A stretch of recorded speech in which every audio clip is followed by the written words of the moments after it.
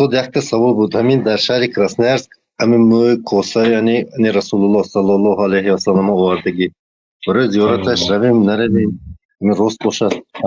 ما نمیدونیم راست است دروغ است. اگر حقیقتا آثار پیغمبر صلی الله علیه و سلم باشد درست است که آثار پیغمبر صلی الله علیه و سلم مبارک است، تبرکی هست، لیکن این خاص برای پیغمبر صلی الله علیه و سلم، برای دیگرها نیست.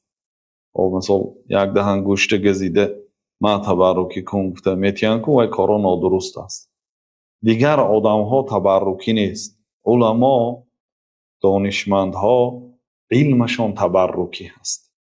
هم نشست شدن با آنها مبارک است، یعنی چی بهره میگیرید، برکه هست در هم نشینی آنها، از علم آنها بهره گرفتن، لیکن آثارشان برکه نیست، بدنشان مبارک نیست. یعنی تبرکی نمی کنیم ما، یا پسماندشون رو گرفته این تبرکی هست گفته نمیخوریم. لیکن پیغمبر ها غلو میکنن در این طرف، افراط و تفرید. وقتی که از اون پیغمبر صلی الله علیه و سلم ممکن است گوییم ای تو صوفی چه نوشتی، از اون پیغمبر صلی الله علیه و سلم مبارک است. واقعا در عقیده صوفی ها هم در عقیده سلفی ها هم اون پیغمبر صلی الله علیه و سلم مبارک هستند، هم معنوی هم مادی. وقتی که پیغمبر صلی الله علیه و سلم طهارت میکردن هم آبی طهارتشان به زمین نچکیده صحابه ها گرفته به خودشان میرسانیدن، موی هاشون هم تقسیم کردن، لباس هاشون، هر چیزی که از پیغمبر صلی الله علیه و سلم باقی ماند و تبرکی هست. لیکن غیری پیغمبر صلی الله علیه و سلم آثارش تبرکی نیست، تبرکی معنوی دارد. علما از علمش، از همصحبتیش، از همصحبت شدن، هم نشست شدن مبارک است، ولی از آثارش، از بدن یا از یگان لباسش تبرکی نمیکنه. اما پیغمبر صلی الله علیه و سلم تبرکی هستند.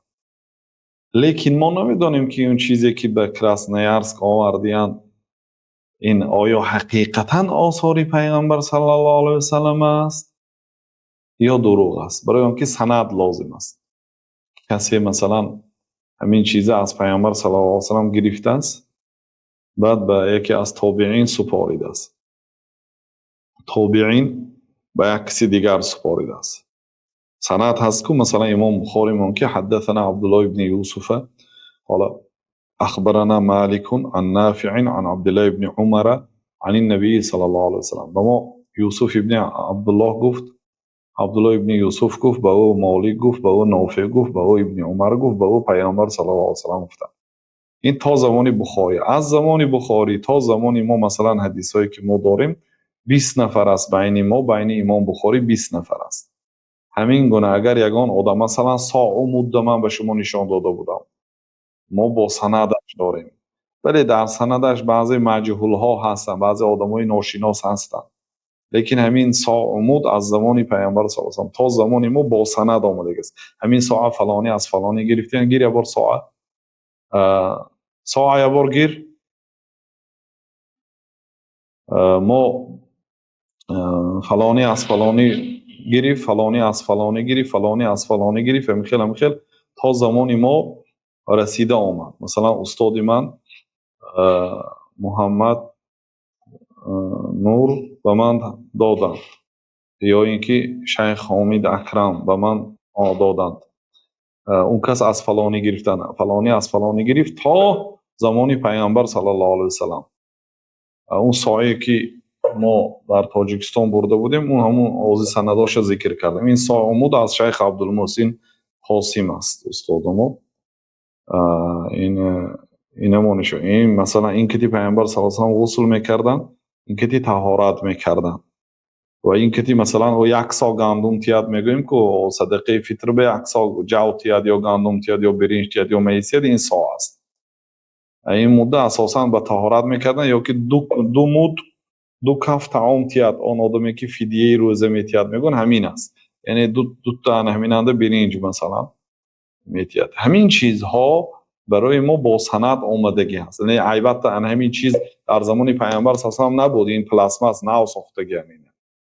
چینکش فقط، یعنی چخیر چینکش همین که این سوال مودی من اگر به یگان شاگردم دادنشم و یک تا ساخته میبیاد از همین من چین میکنم آب پر میکنم آب کدی گندم کدی آب کدی پر میکنم و همین آبی پور به مودی او میریزم اگر پر شد مثل همین شد بعد اجازه میتیم که درست است که مدش مثل مودی من است بعد سند میتیم تا پیامبر صلی یعنی این چیزا نو ساخته شده است لیکن چینکش تا زمانی ما آمدگی است یا مثلا از تونوکه کتی میسازن لیکن هست بعضی چیزایی که عیناً پیغمبر صلی مو اگر باشد موی پیغمبر صلی الله علیه و سلم این ساختن موی پیغمبر صلی الله از این به این از این به این تا موی آمده باشد همین آدمی که از خرسنه ارز به موی آورده است اگر سندش پیشنهاد کند سندش یعنی اون حجتش کی از که گرفتگی اثبات کند که موی پیامبر صلی الله علیه و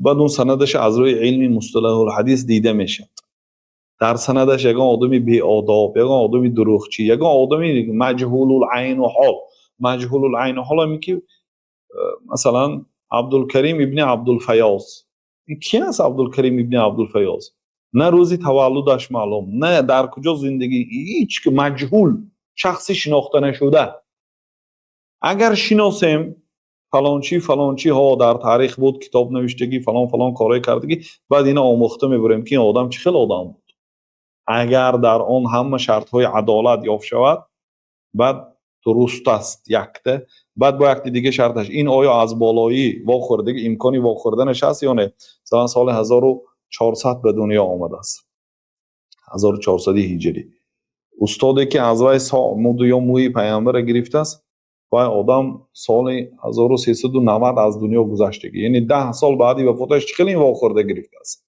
سند کنده شد یعنی مابین یک کسی دیگه بود سند ضعیف است یعنی عظیم برد که این موی پیامبر صلی الله علیه و سلم نیست همین خیلی حکم کرده میشه بنابراین به سندش دیده میشه یعنی من باوری ندارم که اونو سند داشته باشه یا سندش درست باشه یعنی به هر حال برای اثبات این که همین موی پیامبر صلی الله علیه و سلم یا همین پای افضل پیامبر صلی الله علیه و سلم دلیل لازم است